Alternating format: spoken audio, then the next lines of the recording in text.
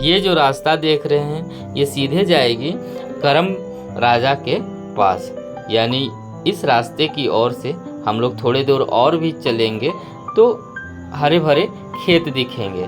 क्योंकि भादों का महीना है और बरसात पूरे महीने से हो रही है तो रास्ता थोड़ा सा गीला है और चलने में तो कठिनाई है।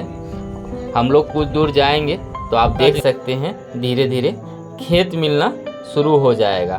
खेत के मेढ़ों पर चलना पड़ेगा और कर्मा का जो पेड़ है वहाँ तक पहुँचना है। अभी समय लगभग 5 बज रहे, यानी शाम का समय है।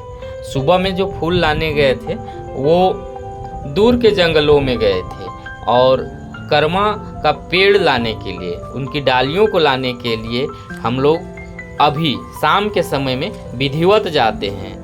अभी हम लोग थोड़ी देर में ही खेत के मेड़ पर चलेंगे और उस पेड़ तक पहुँचेंगे जहाँ विधिवत पूजा अर्चना की जाएगी और फिर उसके टहनियों को लाया जाएगा। तो हम लोग फाइनली पहुँच चुके हैं और पूजा अर्चना प्रारंभ हो चुका है। देखिए जो गांव के रीति रिवाज है उसी के आधार पे भैया लोग कर रहे हैं, है ना, और अपने अपने तरीके से सारे कार्य को किया जा रहा है। तो आप देखते रहिए।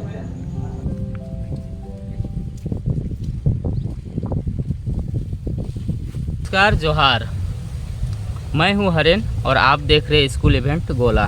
अभी समय शाम के 5 बज चुके हैं और सवेरे आपको हमने दिखाया कि कोदो का फूल लाना और अशोक का पत्ता लाना और संकीर्ण रास्ताओं पे चले और अभी 4 जब बजा है तो हम लोग करम राजा जो करम का पेड़ है वो उसको ढूंढते हुए आए हैं। ये जगह है गोला का पटासूर और यहाँ से कुछ ही दूरी में रेलवे स्टेशन है और नए 6 लाइन रोड भी है और यहीं पर एक पेड़ है जिसे विधिवत पूजा किया जा रहा है। यहाँ पर देखेंगे आप कि किस तरह से अगरबत्ती भैया दिखा रहे हैं और यहाँ पर देखिए किस प्रकार अर्पण सिंदूर के द्वारा विधिवत पूजा किया जा रहा है।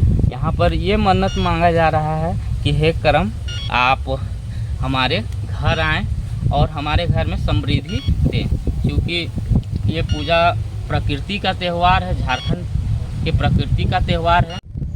पेड़ में चढ़ने से पहले प्रणाम कर रहे हैं, कोई गलती हो तो उसकी माफ़ी मांग रहे हैं और फिर इन डालियों को लाने के लिए अभी चढ़ेंगे। तो आप देखिए इस तरह के पेड़ चढ़ना आसान नहीं होता है क्योंकि फिसलन भरी रहती है, बरसात है।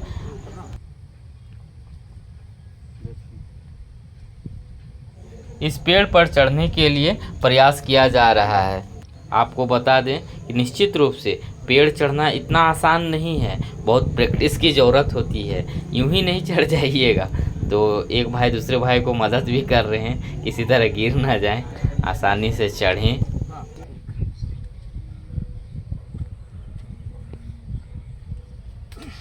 वाओ, फाइनली भैया पेड़ चढ़ गए।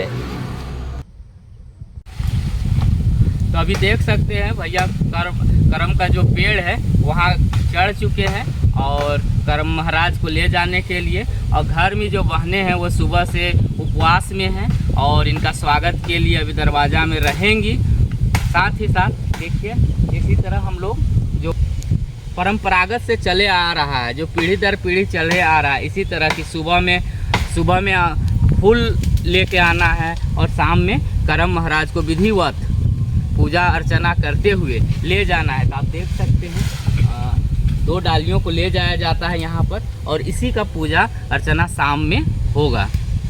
हम लोगों का काम फाइनली हो चुका है। अब हम लोग चले अपने घर की ओर। लेकिन आपको बता दें इतना आसान ये सफ़र नहीं है, इसके आगे भी बहुत सारे नियम हैं। यूं ही नहीं ले जाते। यहाँ देखिए किस प्रकार करम राजा को नहलाया जाता है। एक तरह से आप कह सकते हैं इसका शुद्धिकरण किया जा रहा है। यहाँ अच्छे से शुद्धिकरण होने के बाद अब सीधे घर की ओर हम लोग चलेंगे।